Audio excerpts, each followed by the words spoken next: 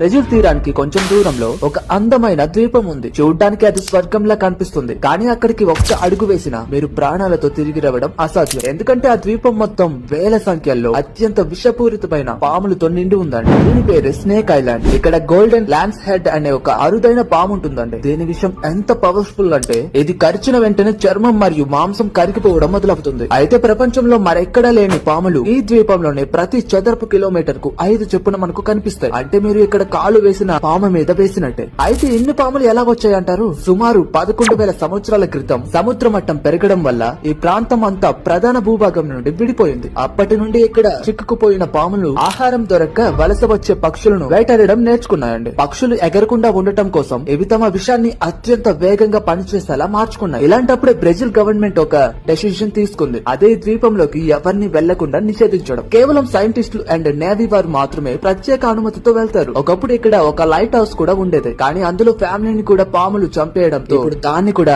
Automatic చేశారు. మరి ఒకవేళ ₹1 కోటి ఇస్తే ఒక రాత్రి అంతా ఆ ఐలాండ్ లో ఉంటారా? మీ వల్ల కాదులే. కానీ ఇలా తెలుసుకోవాల్సినవి ఇంకా చాలా ఉన్నాయండి. మీరు చేయగలిగేదల్లా ఒకటే, సబ్స్క్రైబ్ చేసుకోండి అండ్ ఇన్ఫర్మేషన్ నచ్చితే ఒక లైక్ కూడా. ఉంటా మరి.